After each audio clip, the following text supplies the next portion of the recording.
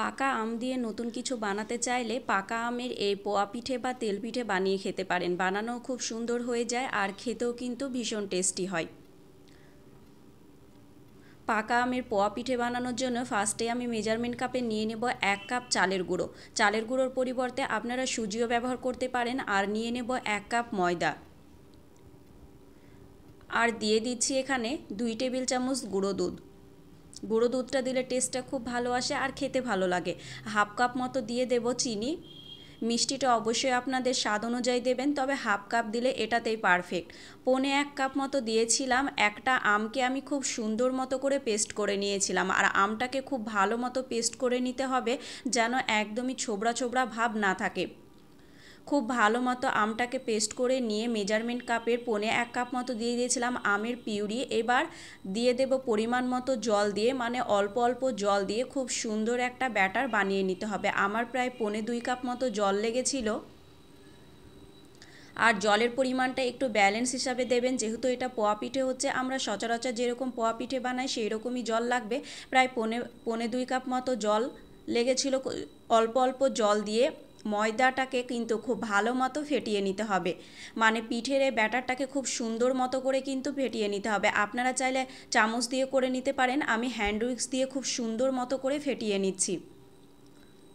এই তো খুব ভালো মতো করে ফেটিয়ে নিয়েছি। এবার এটাকে 15 থেকে 20 মিনিটের জন্য রেস্টে রেখে দেব।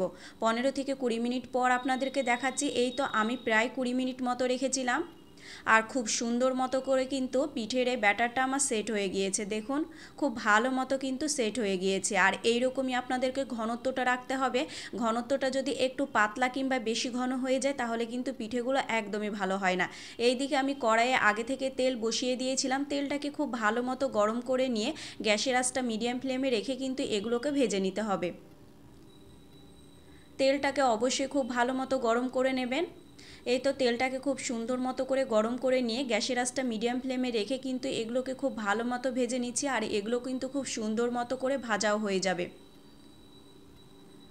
একটা দুটো হয়তো নাও ফুলতে পারে, বাট বাদবাকিগুলো সবগুলোই কিন্তু আমার খুব সুন্দর মতো করে ফুলে গিয়েছিল। চলুন আপনাদেরকে এক এক করে বেশ কয়েকটা ভেজে দেখাবো। আমার একটা ভাজা কিন্তু অলরেডি হয়ে গিয়েছে। এই তো ছাঁকনি দিয়ে ছেঁকে গ্যাসের আঁচটা মিডিয়াম ফ্লেমে রেখে দুই দিকে খুব সুন্দর মতো করে উল্টিয়ে পাল্টিয়ে লাল লাল করে ভেজে নিলেই কিন্তু হয়ে যায়।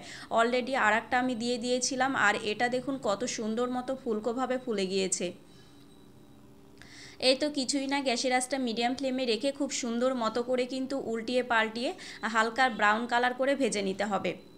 আর এই পোয়া পিঠেটা কিন্তু খেতেও খুব ভালো লাগে, আমের একটা ফ্লেভার আসে।